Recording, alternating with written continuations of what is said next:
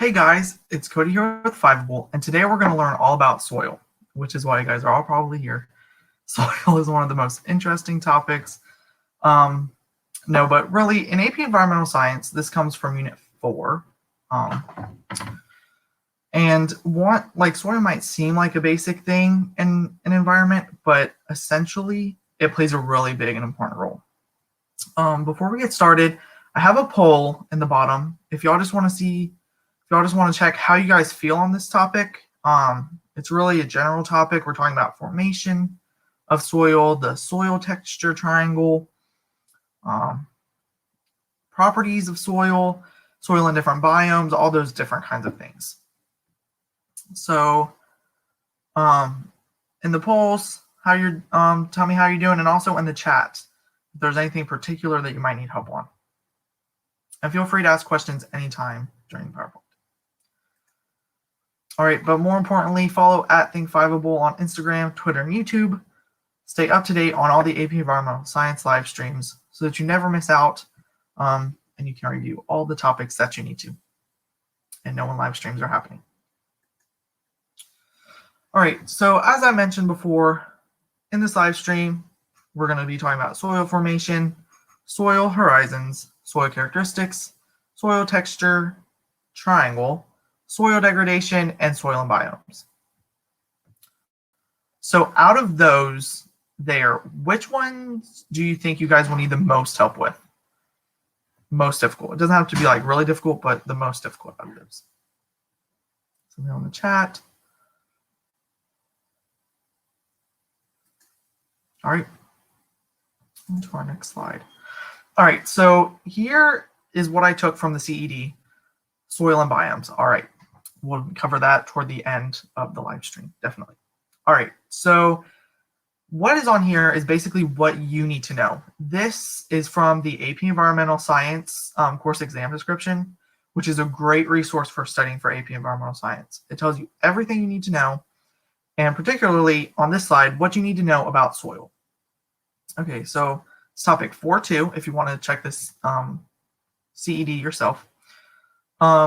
Soil formation and erosion. So basically, what you need to understand is how to describe characteristics and formation of soil. It talks about parent material, like when it's weathered, transported, deposited. And then also looped into this is soil horizons, based on composition and organic matter. And then finally, this one I don't talk about a lot in this live stream, but protecting soil can protect water quality as soils effectively filter and clean water that moves through them. I'll mention that a few times, but if you have any other questions on that, just let me know after I'm finished, or if you think of something during the live stream.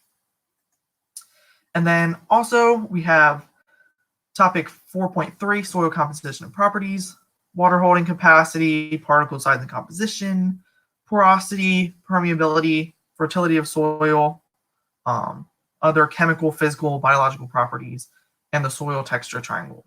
So in the chat, have you guys heard of these terms? Are these new to you? I'm hoping you've heard them before. You probably have, or something close to it. You might call it something different, but hopefully you've heard of those terms. All right, so soil formation. So there's basically 3 general steps. Okay, you've never heard of a soil texture triangle. I hadn't either for a long time in the class, but it's really easy. So hopefully you'll get it after this live stream. All right, so soil formation happens in 3 main steps. So we have weathering and depositing, organic material, layers, continue to build. So those are the main 3 steps of soil formation. Right, I made some graphics to help better explain this. So first thing that happens is weathering and depositing. Whenever we talk about soil horizons, you sort of kind of see this idea of bedrock at the bottom, and then as you go up, the particles are going to get smaller and smaller and smaller. So if you look here, get my pointer. These particles are pretty big right now in this weathering stage. But as you get up, you have the smaller particles up here. But that's generally what you're going to see closer to the bedrock, or those bigger particles, bigger rocks. Here, bedrock is broken down into smaller pieces and particles are deposited. So not only do we have the bedrock, breaking down into smaller pieces. We have particles that are brought in. So maybe a landslide might bring in particles. Wind, strong wind can also bring in particles that add on top of it. And that's sort of kind of how we see soil form. It's almost like a layer cake. So you have like one layer, icing, cake, if you guys get the relation. All right, organic material. So now we have a thin layer of soil starting to form here. So now we're going to get things such as moss, maybe like small vegetation happening here. We're not going to see a whole bunch of trees or stuff like that because we don't have a lot of space for roots to go. This moss here is going to help bring in organic materials. So like nitrogen, oxygen, carbon, and all those other things will be brought in there. As well as whenever they die, we might see the introduction of bacteria and other organisms that are going to help break this moss down and add even more nutrients, more nutrients into the soil. Yeah, so worms, bacteria, all those things are starting to be introduced. So now we're starting to get those layers. So the first step, we had rocks being broken down. And now we're starting to mix the sediment and rocks with organic material. All right, and then finally, the layers continue to build. All right, so again, at the bottom here, we have the bedrock. These rocks are from the bedrock, as said before. And then these bigger rocks break down a little bit more. And as we go up, we see that the organic material increase. So the bedrock and this parent material spot down here isn't going to have much. But as you get up here into this region and this region of the soil, we're going to see more organic matter because we have more biotic factors. You might have tree leaves that are dying. They're building into that. What else do we have? We have organisms that are starting to move in. And we sort of kind of start to see these distinct layers, also known as horizons, starting to form.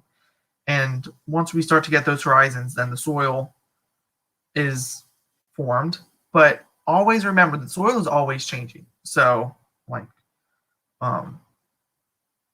so all these things are human impact is happening. All this stuff's happening all at the same time. So soil is constantly changing. And we'll see how human activity impacts these soil horizons later in the PowerPoint. All right, so here is a practice question. In which of the following circumstances would weathering start to take place? All right, so, okay, I won't say that till after. A, all the trees in a forest are chopped down by a paper company. B, a dirt road is created by frequent vehicle activity. C, a tsunami washes away the soil on the coast. Or D, sand covers soil at a playground. Let me know in the chat which one you think it is.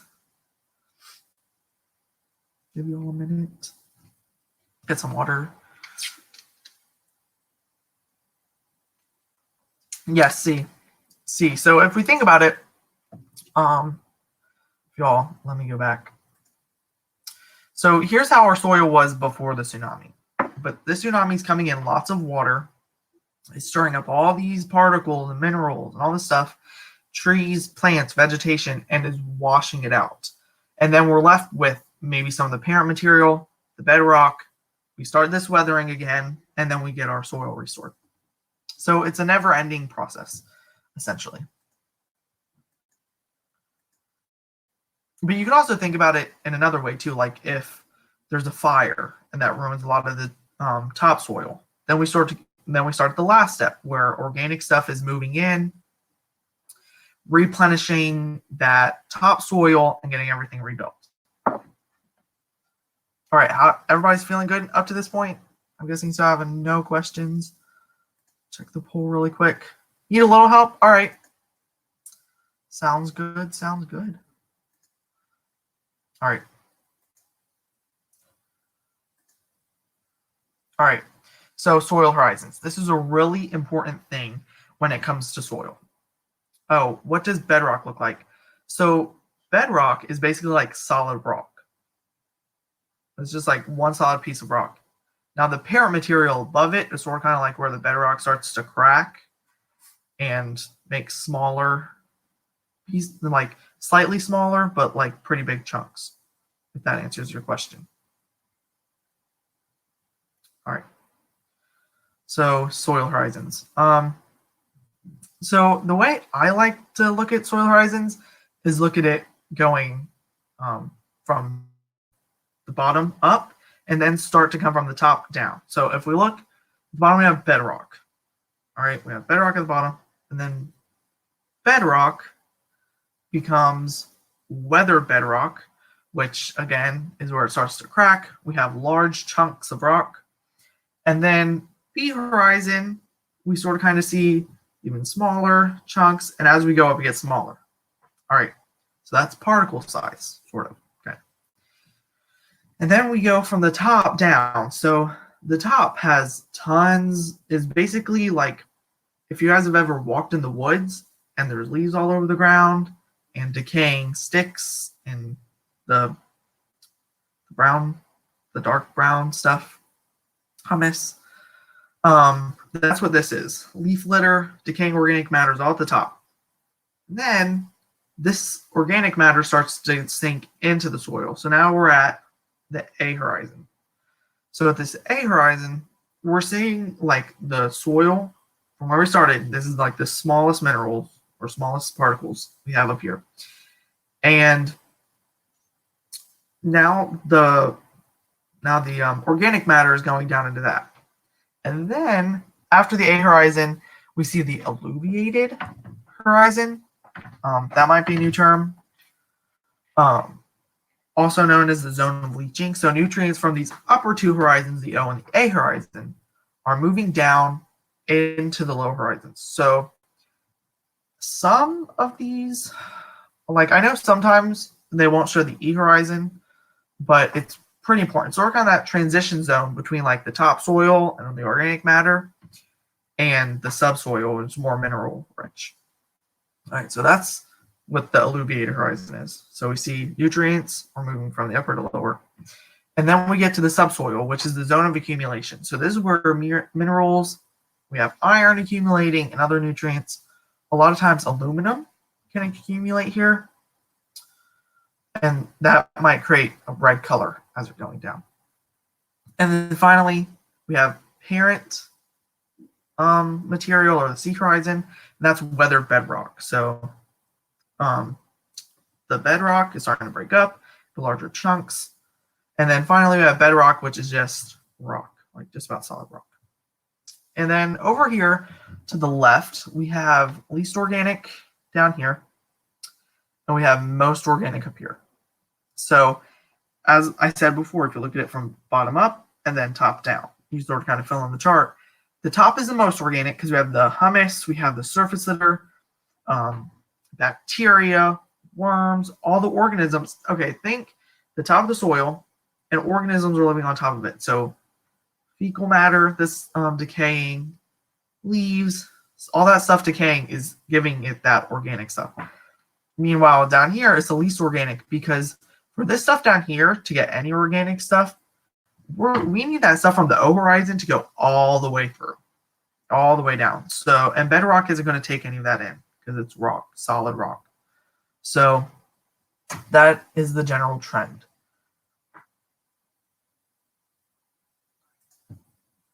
So here's another question. Which of the following would most likely have the least amount of the O horizon? So whenever I say the least amount, like the thinnest layer, rainforest, desert, coniferous, or deciduous forest.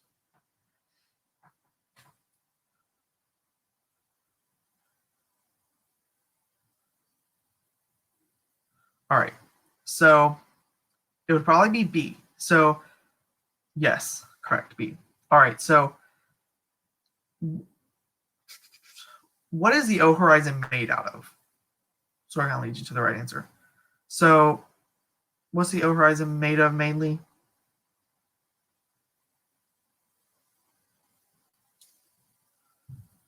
The O horizon.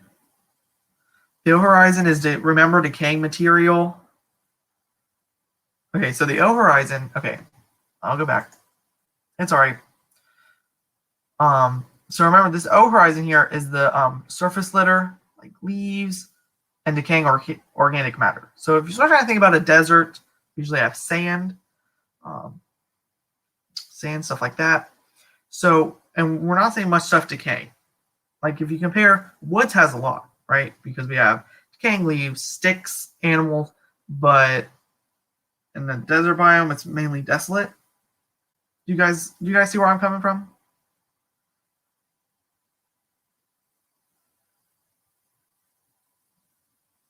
No, the desert doesn't have a lot of dead organic matter.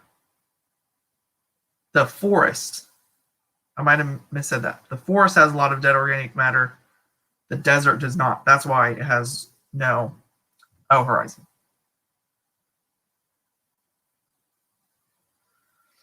The desert would probably be the C horizon and maybe the B horizon, because we still have maybe some minerals like iron and stuff getting down in there. And we're going to talk about that later in the PowerPoint as well, when we talk about different soil horizons and biomes. All right. So now on to soil characteristics. So the first type of characteristics are usually categorized by three things, or three. Okay, they're characterized by particle size. We have three main particle sizes. We have sand, which is the larger particles, silt, which are more medium-sized particles, and then clay, which are the small particles. Loam is even amounts of each. So when we get to the soil texture triangles, we're gonna have like percentages, like percent clay, percent silt, percent sand. And so loam, whenever it says loam on that, that means even amounts of each. So you might have 10% sand, 10% silt, or no, sorry, like 30% sand, 30% silt, and 30% clay. Or just about even amounts. Humus, I didn't define that earlier, but that's the dark organic matter that forms when from decaying organic material. So that'd be, again, your O horizon that we were talking about earlier. And these particles do play a big role in the characteristics of soil, as we will see on the next slide. All right, so here are a few characteristics from the CED. Okay, so trying to find a way. Okay, so water retaining, sand is very poor at retaining sand. If you think about it this way, say you have a sheet and you put a whole bunch of big like glass circles on it, there's going to be more space to get through if you like push them all together. Think about it. But anyways, the bigger particles, when they are crammed together, there's more space between them. So that's going to allow water to go through. Therefore, the sand, soil with a lot of sand in it is going to let water flow through faster. And then silt, it lets in less water than sand, but more water than clay because it's smaller and can fit together better. And then clay, finally, is the best because the small particles best limit water from flowing. So if you have soil with a lot of clay, that might be the best for retaining water. Like say you have a pond and you're like, is it going to make a pond here? Well, probably wouldn't be good to make a pond on the beach because A, you probably have waves, but also the soil there is very sandy. It is sand. And any water that you put on like in a dugout thing of sand is just going to go right through. So yeah, but if you think about it, clay bowls that they make hold water, so that's water retaining. Permeability, this sort of kind of follows the same thing. Permeability is the ability of water or air to get into the soil. Again, sand is going to be the best for this. It has more room to get through and move through. And then silt is fair. Again, it lets more in than clay, but less in than sand. Excuse me. And then clay is the worst because the small particles together they're not going to let anything through, the small particles. And then porosity, these all sort of kind of follow the same thing. So permeability is the ability of air to go through. Porosity is the ability to hold air and hold water. Again, sand is the best, more room, silt, fair, and clay is the worst. Does that make sense to you guys? Making sense a little bit? Hopefully. Yes. All right. Sounds good. All right. On to the next. Now it's porosity. Like think pore, able to hold air.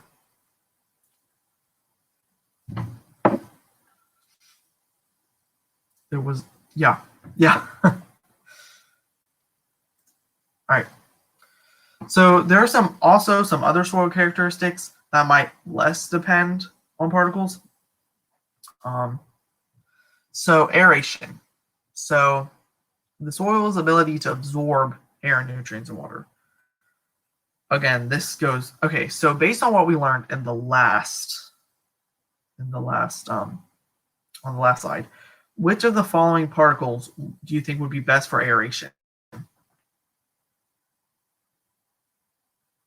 In chat. Which is sand? Yes, the size particle that would be best for aeration, yes, would be sand. Now, I want to clear something up because, like, if you have sandy soil, it's not all sand. Remember, there's also the parent material, and there's also organic nutrients coming in. Okay, it's sort of the same. Okay, soil is basically dirt, but there's a lot more to it. It's like soil is dirt, but I don't know. That's a tricky question, but yeah, they're basically the same thing. Like if you go outside in the grass and start digging, that's soil. Yeah. Soil is a broad term, yes, because there's a lot of different characteristics that go into it. pH, aeration, what the soil is made out of. Like the soil in grasslands is different than soil in the desert.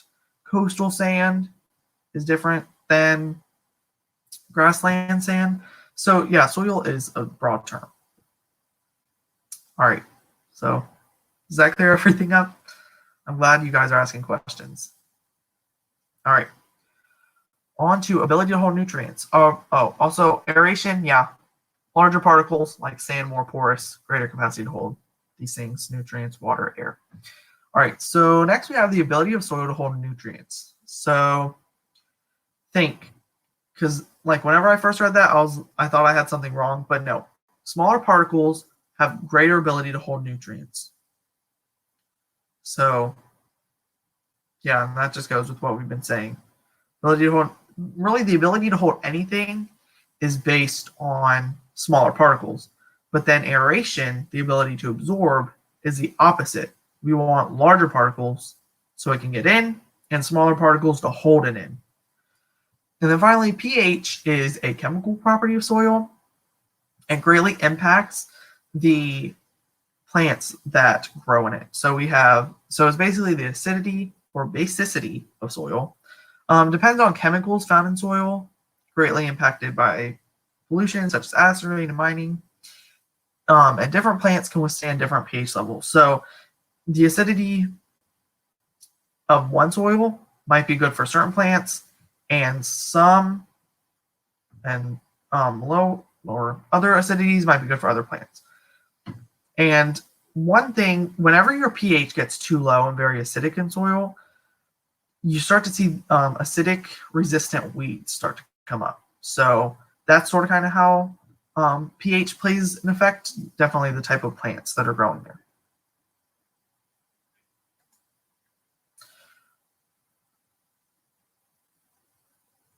Okay, so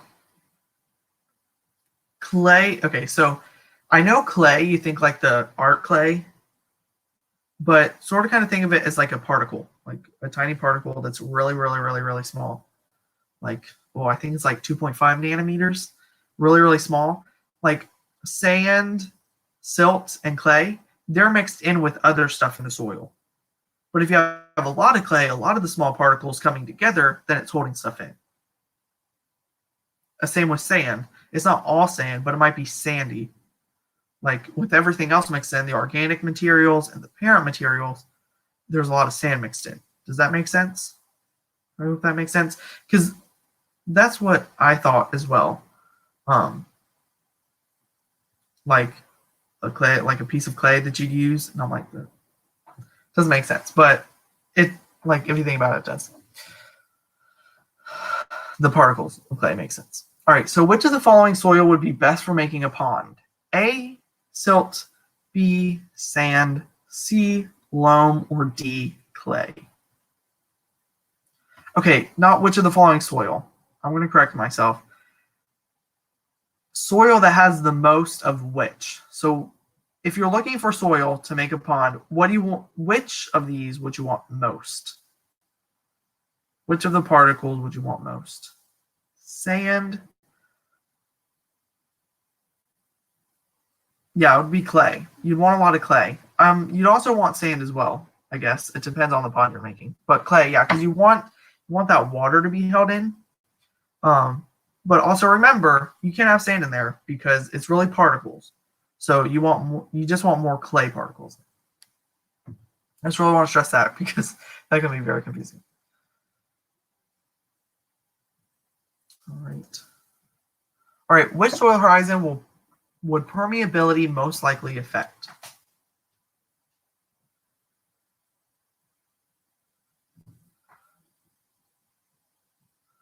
Hold on. I'm going to put this in the chat. This, what I just put in the chat there is the link to this PowerPoint, so you guys can look at it.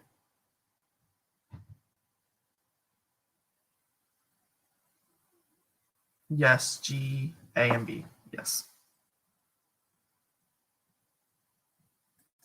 Yeah, I thought that would help. So you guys can look back. Actually, it's H. Hold on, let me go back to the soil horizon thing.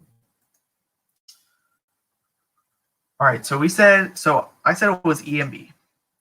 All right, so remember E and B is where the nutrients are going through the soil, the zone of leaching.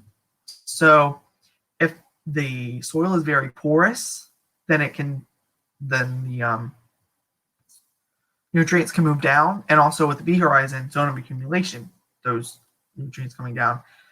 But I must admit that it really could affect all of these things because this topsoil is going to have different stuff based on porosity or permeability. But these E and B are going to be most affected by that. See how far these nutrients can get down. Does that make sense, Dakota? Yes. All right. Sounds good. And if not, always be sure to let me know because I will be sure to answer it. All right. So as you move from the O horizon to bedrock, A, permeability decreases, B, acidity increases, C, acidity decreases, and D, water capacity decreases. Yes, A. Yes. Because remember, O horizon, we're going to have O horizon stuff can come through. As you know, if you've ever watered a plant, so water can get through.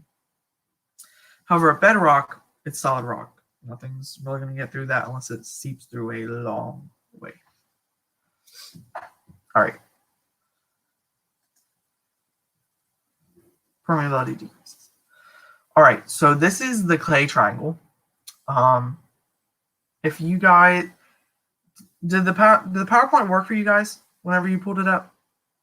If you pulled it up?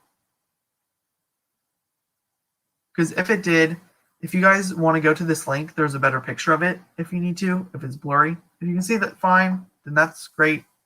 But if not, you can visit that link. And this is where I got the image from. It's from the USDA, US Department of Agriculture. And some, if you Google it, you can also find colored images, which help. But all right. Then on to the next slide. All right. So the soil texture triangle helps us classify soil based on the percentages of silt, clay, and sand. So as you can see, we have, if we look over to the side here, we have clay separate percent, and that just means the percentage of clay. The silt separate by percent, and the sand separate by 25%. All right, that's good. Okay, I wasn't sure if the link worked, but that's good. All right, so these are the clay lines that go straight across the triangle. So if it says 70% clay, you're going to the 70% line and you're going straight across. It's not really straight the way I'm moving my mouse, but I hope you guys get the picture. Silt lines are going, the line might be look like it's going this way, the way the arrow is pointing, but the silt lines are going this way down. If you look at the numbers, the way the numbers are going, the silt lines are going down, and then the sand lines are going up this way. So 50% would be here. Going up that way. Yes, this is also part of the CED, soil texture triangle. Yes. But it's not that complicated, I promise. It's not that difficult. The CED is the course exam description. So if you type in your search bar, AP Environmental course exam description, there's a long PDF with everything you have to learn. Okay, so yeah, this is part of the soil unit that they have in there, or soil topics they have. All right, so basically they're going to ask you okay, so there's 60% clay, 30% silt, and 10% sand. So in that case, you're just going to, if this was on paper right now, I just draw over, I think, yeah, 30% silt, I make that line bold, the 60% clay, make that real bold, or the, sorry, 60% clay going this way, and 10% sand going up. And there's an example on the next page. All right, so on this page here, we have an example. So we have 40% sand, 50% silt, and 10% clay. All right, so all the lines here. So if we go to, this is what percent sand? 40% sand, and we go up here. Or no, sorry. Yeah, 40%. Yeah, 40% sand is going up here. And then the 50% silt is coming down this way. And then the 10% clay is coming across this way. And then this intersection right here is right on the line. This blue line that's coming down this way is covering it up. But it's on the border between silt loam and loam. So silt loam basically tells us there's a little bit more silt than the rest of them. But I have a question. So if it's silt loam, never mind. I won't ask that. Never mind. All right. All right. So now it's your turn to try. What type of soil has 60% clay, 10% sand, and 30% silt?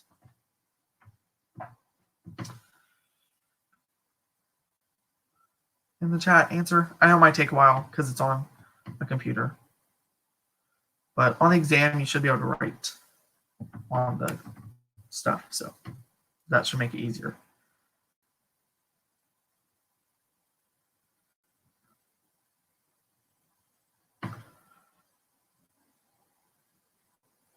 Are you guys confused on this question? A little bit? No? All right. I just didn't know if you guys weren't answering. All right. You guys got an answer? Maybe a guess?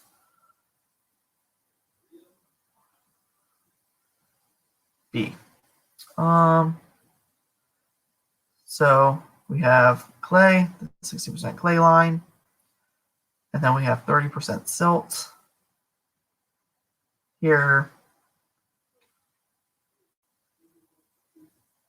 Wait, hold on. That does not, hold on. C. That'll actually just be clay. Do you guys understand why? Because remember, the clay lines are going this way, straight across. and then the silt lines are going down from 30%. So we already have the intersection here. So what I would do is I'd have the intersection here. So I have the intersection between 30% of silt and 60% of clay. So the only thing left would be 10% of sand. And as it is here, that is what happens. So usually just find the intersection between two lines and then compare to see if that's the correct. And if not, then just try again. And just start over and just make sure you did everything right. All right, so this question is a little bit more difficult. Remember, before you do this question, clay is best for water retention. So basically here, we're trying to see which box has the most amount of clay in it.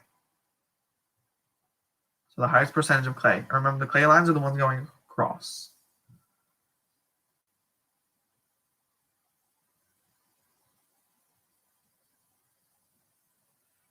Give you all a couple minutes to answer.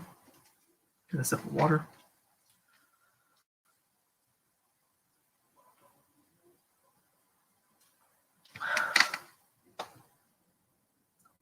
A, clay loam.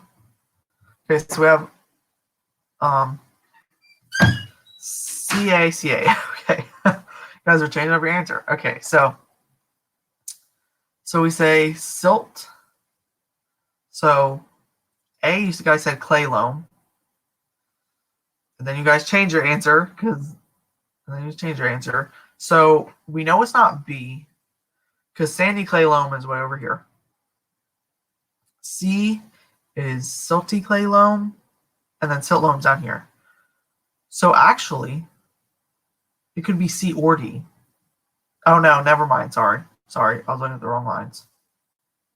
Yeah, it would be silty clay loam. Yep, it would because it's going across.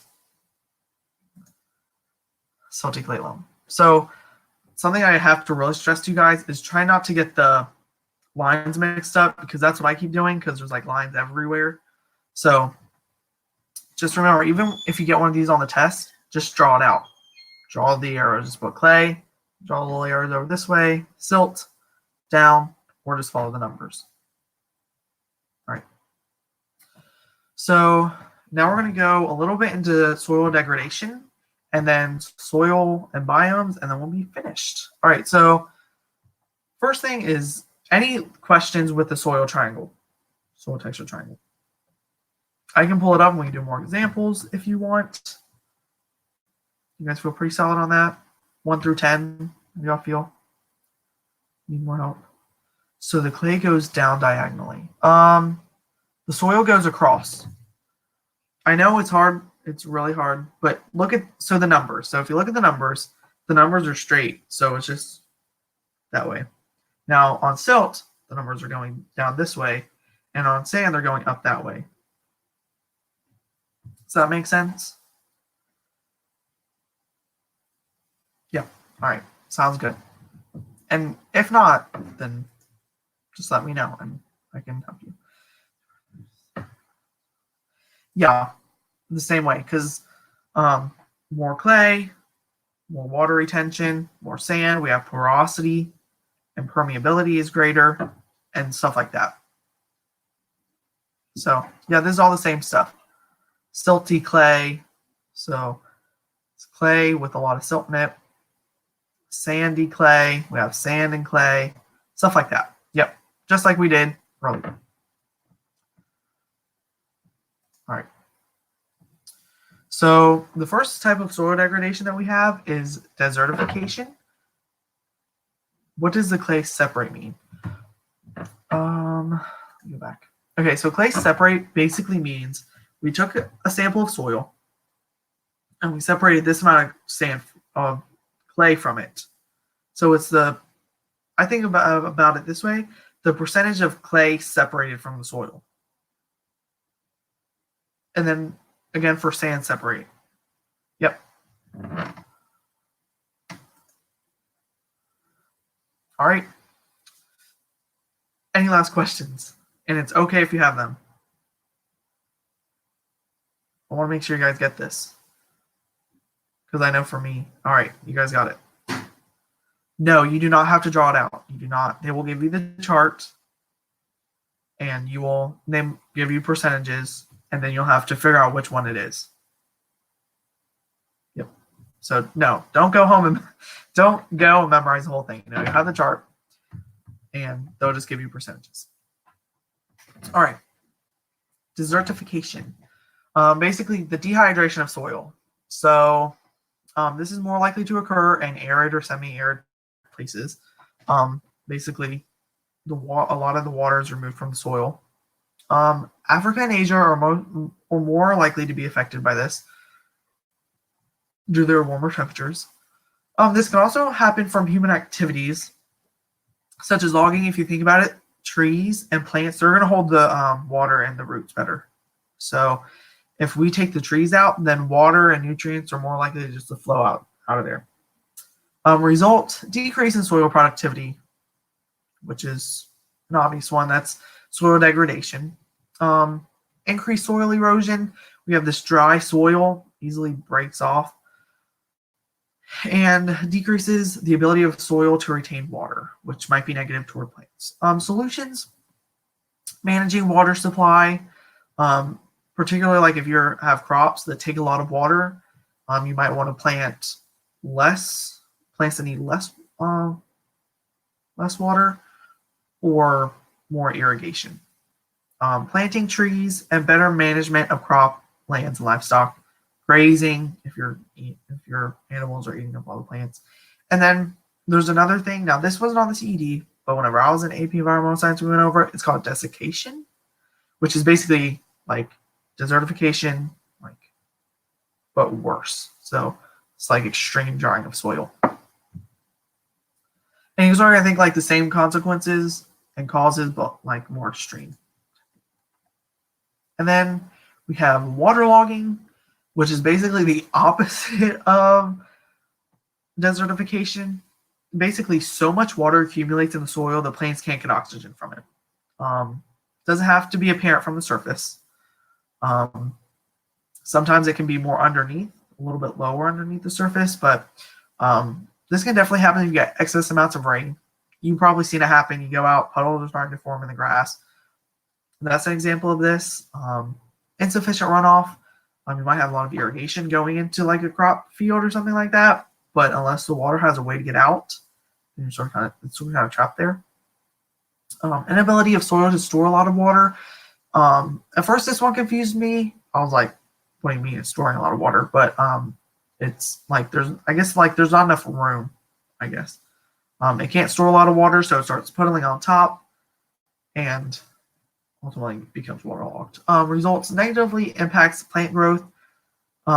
However, this isn't as intense. Waterlogging won't last truly long enough to kill plants. In the example I used before, rain building up, eventually it goes out. But the main solution here is improving the drainage, because you have a lot of water, you need a way to get it out.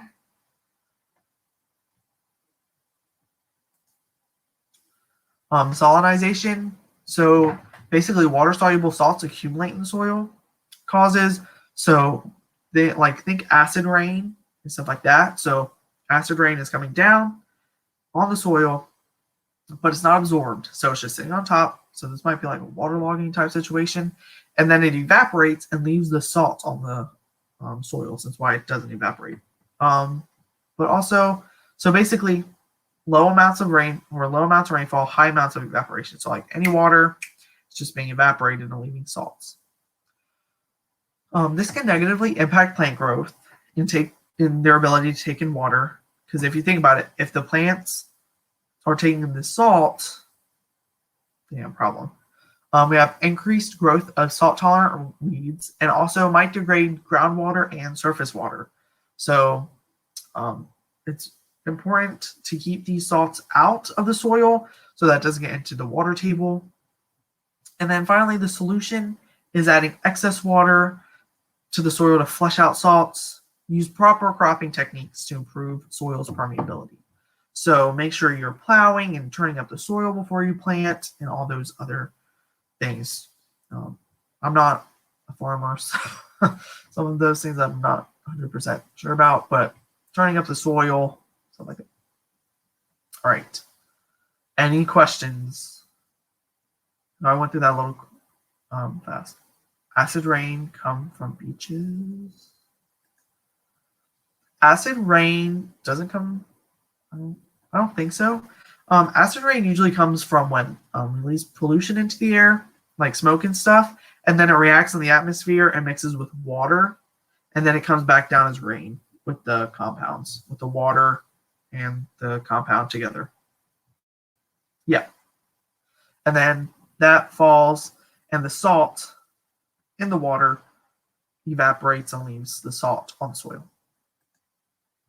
But you can also think salinization and desertification might have some correlation because the salts are taking that water and affecting that.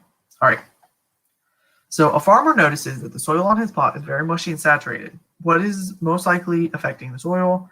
What should you do to fix this problem? Part 1, desertification, salinization, saturization, waterlogging. Part 2, A, improve drainage. B, remove irrigation. C, use water to flush out salts. And D, he'll just have to wait it out. D and A, yes. Yes, so waterlogging, again, we have a lot of that excess water building up in the soil. And then A, you want to improve that drainage to flush it out. But it might also be D on the second one, because remember, in the case like the rain that might cause waterlogging, you just have to let it go. So those are two things that he could do, is wait it out or improve drainage. It depends on, because like if it's chronic and it's just like waterlogging and it hasn't really rained that much, or it has rained so much that there's so much water you have to drain it out, or you can just wait it out if it's like a rainstorm that brings a lot of rain. Just let it go out. That's why that one's underlined. Yep. All right. So this is a little bit about the soil horizons in different biomes. I think, Sarah, you said you wanted to look at this. It's definitely, I mean, it's not in the CED, but I think it really helps you sort of kind of understand exactly what these layers mean. So if we look here, I have notes here. All right. So if we look at a temperate deciduous forest, we see, again, the forest organic litter, which is the leaves, sticks, all the decaying organic matter. And then A, okay, so A is a mixture of humus, which is that organic material breaking down in the minerals. It's sort of kind of like where they're meeting right here is this A horizon. And then E, we sort of kind of get that loam, which is the good balance of clay, salt, and silt, or sand, not salt. And they're sort of kind of mixing there. And then remember, E is that trans zone of leaching where the nutrients are going down into the B horizon. B, we sort of kind of see the clay and minerals building up, and then C is parent materials, which C is going to be parent materials for a lot of them because basically it's just the broken down bedrock, which is all soil forms. Right. Another thing to note is that all these layers might not appear. Like you might have like a big layer, and let's say coniferous forest, a big layer, it's like all together melted as one. So, and that's what we have. So our O layer is thick and organic debris, and then like our B horizon sort of kind of makes up for the A and E, and then the O. It's more, you have less horizons basically. So in our A, E, B sort of kind of mixture here, we have humus, iron, and I think it's supposed to be aluminum accumulation there. Remember, the E is pushing these minerals down, they're accumulating in B because the parent material is at the bottom. And then grasslands, they're very, if you remember, I think we did a live stream a couple of months ago. Grasslands are very productive with plants, thick and rich with humus. So they have a pretty decent O horizon there. They have a large horizon with humus. So it's like whenever I looked at the picture, it was a pretty decent, amount there. And then E, we really don't see E. But B, we're going to have, remember, that's where all the stuff accumulates. B is where stuff accumulates. Clay and calcium minerals accumulate. And then C is parent materials. Just think B is where everything accumulates because it can't go further down. It can't go down to the sea horizon. It just doesn't work. Now O, remember the question we had back there. We have the thin humus layer. It's up there. And then really the A and the E right here. I don't know, I'm trying to point to it. But A and E, they're both like A and B, they're all one. So we see basically a thick, dry layer accumulation of clay and salts.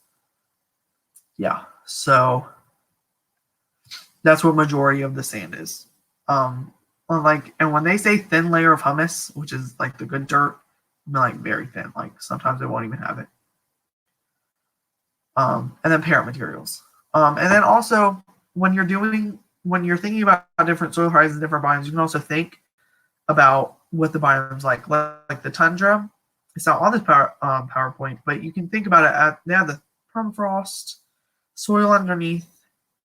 You can think, so we kind of use your knowledge to think about what might be in these different soil horizons. All right. Soil in a forest is experiencing desertification. Number one, what is the likely cause? In the chat, let me know, what is the likely cause of this desertification?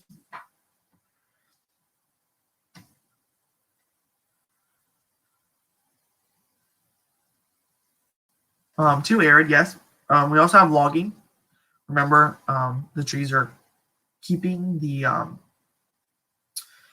water and nutrients there. So if we're logging and taking all the trees out, then the water is just going to be able to flow right on through. Two, what might this mean for the vegetation there? Desertification.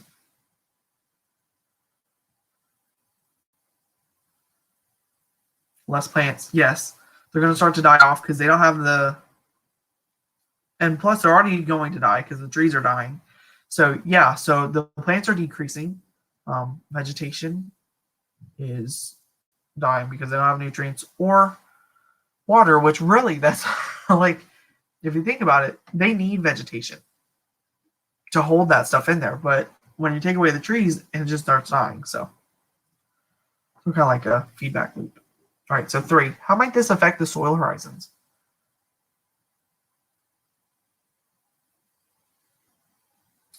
Yeah, O horizon is going to go down, and also the humus is going to go down because, and now this is over time. Like at first, the O horizon might actually go up a little bit because we have all the plants decaying. But after that, it's going to go down because we don't have a lot of biological factors breaking anything down. We don't really have anything decomposing. We'll still have an O horizon. Everything's going to start to be dry. Like the desert, it's going to start looking like the desert horizons. More dry, less nutrients. And 4, what steps can we take to mitigate this?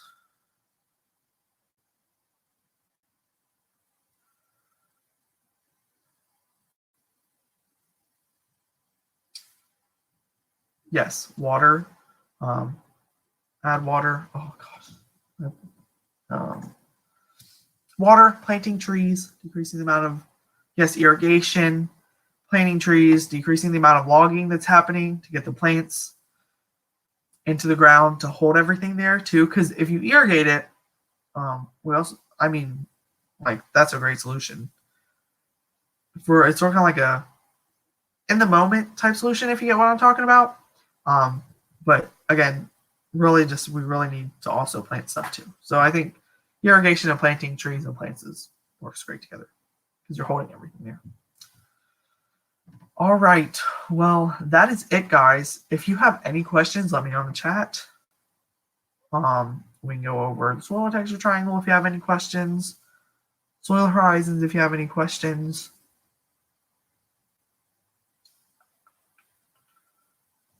Anything about soil I can answer.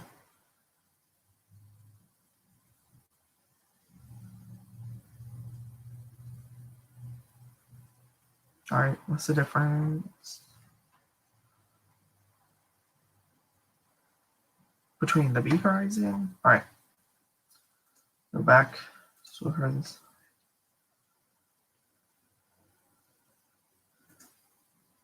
Okay. Between the B horizon and which other horizon? And the A horizon.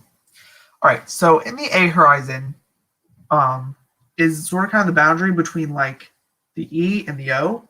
So from the O, we have surface litter that's coming down, and we have minerals that are coming up from the parent material down at the bottom. So that's sort of kind of where the A is. It's very organic rich because near the top, and it has some minerals mixing in. Now the B horizon doesn't have the same nutrients as that topsoil. We see more like iron, metals, salt. Oh, did you mean another horizon?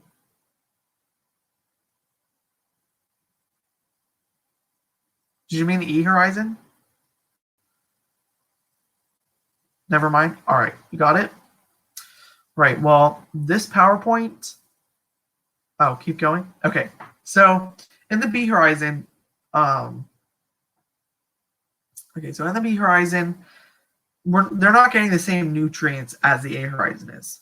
So we're getting more like metals, salts. We're coming down here. We're not getting like the nitrogen and oxygen and the carbon that's rich in the A horizon isn't really in the B horizon.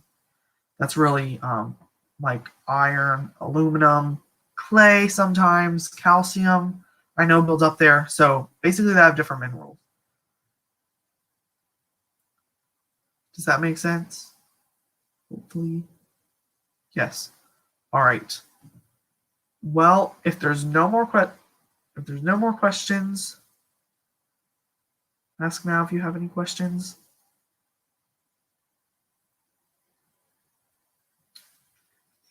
I want to take that as a no for questions. Well, I had what is CONF? Do you know what slide that's on? Coniferous. Coniferous really stands for. Okay, so coniferous are the cone trees with cones. So if you think like Christmas trees have pine cones on them, pine trees have cones on them. Deciduous forest. I don't know a good definition for that. Deciduous forest. I would say that's probably like I'm not sure about that, the deciduous forest one. But I would hold on, let me see. I'll look it up really quick.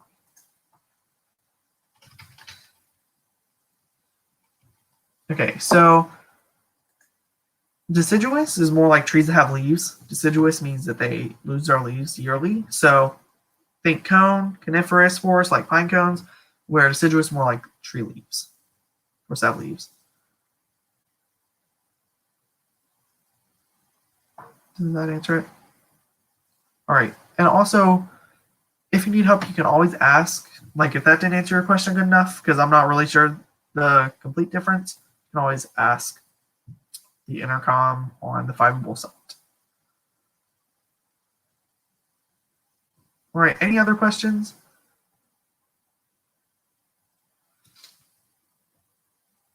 All right. Well, thank you guys so much. I loved answering your questions. I hope you guys are now like soil experts. Have a great night. Bye.